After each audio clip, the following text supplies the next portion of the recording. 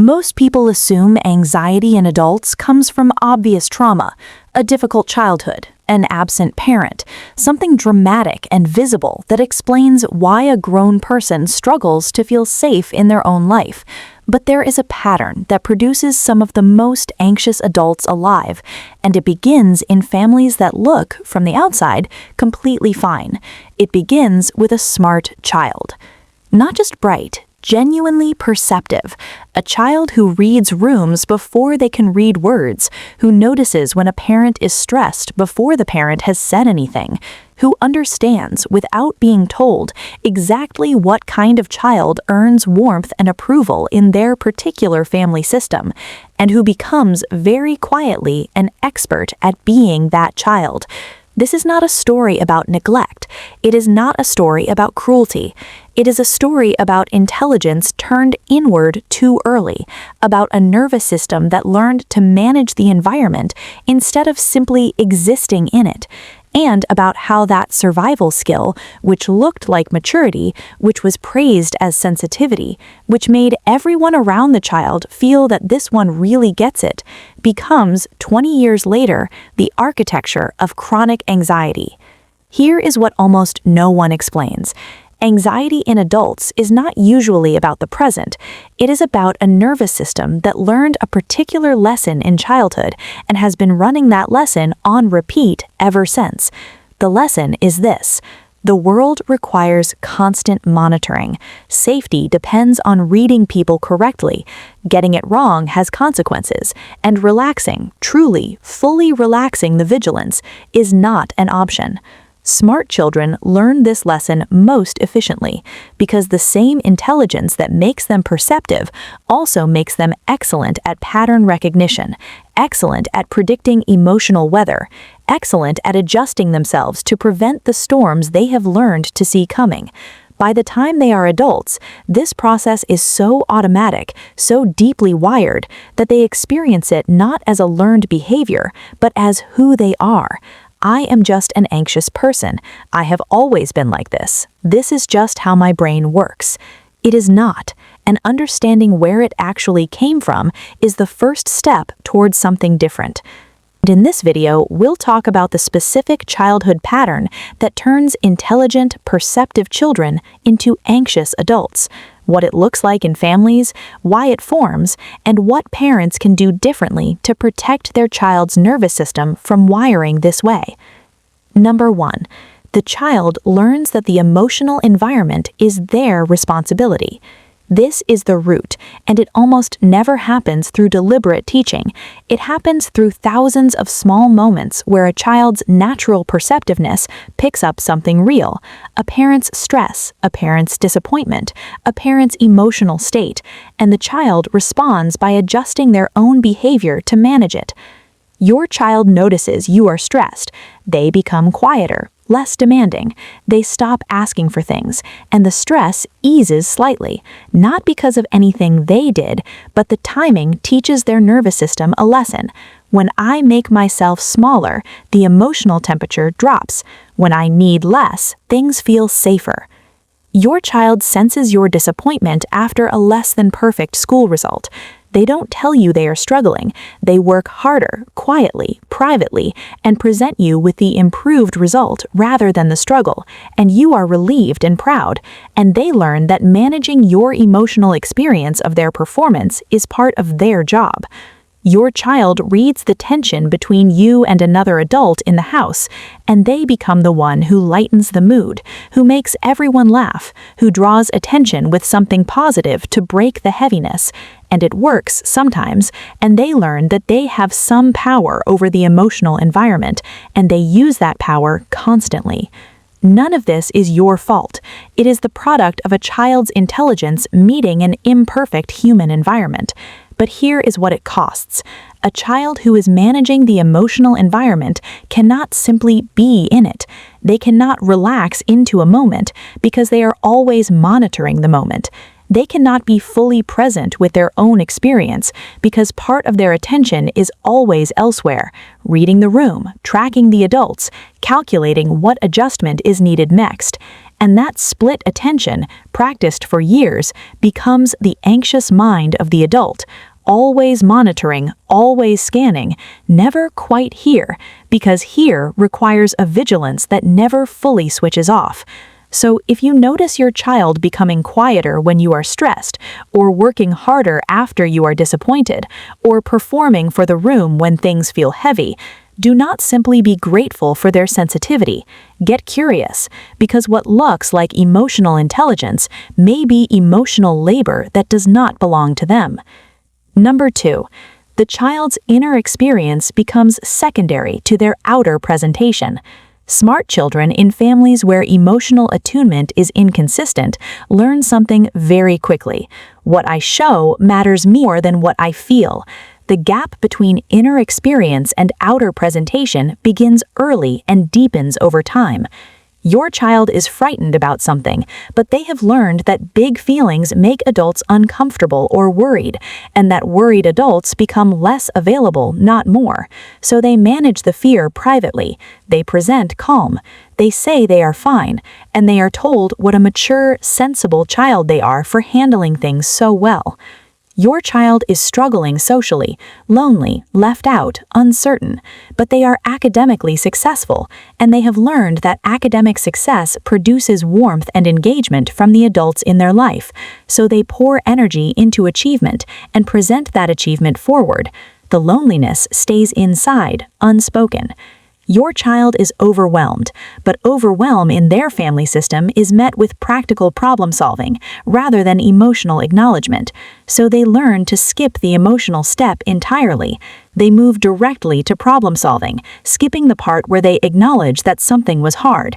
What this creates in adulthood is a person who is extraordinarily functional on the outside and quietly desperate on the inside, high-achieving, reliable, apparently fine, and underneath that, a vast inner experience that has never had a reliable witness, that has been managed and presented and shaped for external consumption for so long that the person themselves has lost the thread of what they actually feel. This is not drama. It is the logical outcome of years of learning that the inner experience is private, that feelings are something to manage alone, but that they can be shared, that the whole of them, not just the capable part, is worth bringing to another person. Number 3, uncertainty becomes intolerable because predictability was survival. Here is something that does not get discussed enough about smart children in emotionally unpredictable environments. They become expert predictors. They invest enormous cognitive energy in reading patterns, anticipating outcomes, understanding what is coming next. And this works. Their predictions are often right. They learn to navigate the emotional terrain of their family with real precision. But the nervous system does not know the difference between the terrain it learned on and the terrain it encounters later. It brings the same prediction obsession, the same pattern scanning, the same deep discomfort with uncertainty to every environment in adulthood, to relationships, to work, to the future, to anywhere that the outcome is not yet known.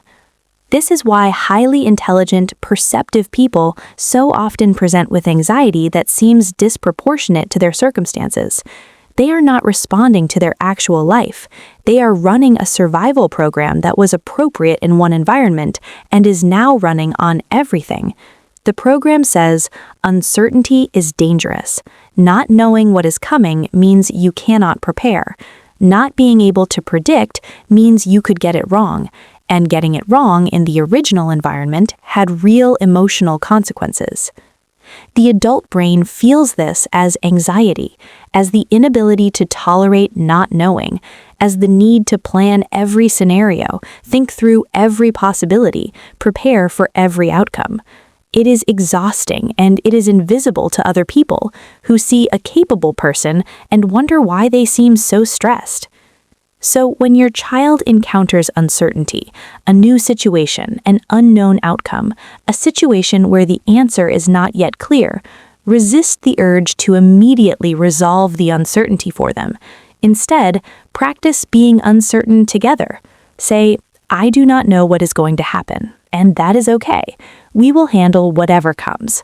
You are teaching their nervous system that uncertainty is tolerable, that not knowing does not require immediate resolution, that sitting with an open question is survivable. This is one of the most important gifts you can give a perceptive child. Number 4. Connection becomes conditional in the child's internal model.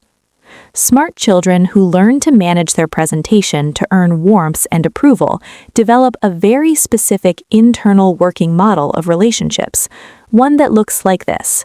I am loved for what I do and who I manage to be, not simply for existing.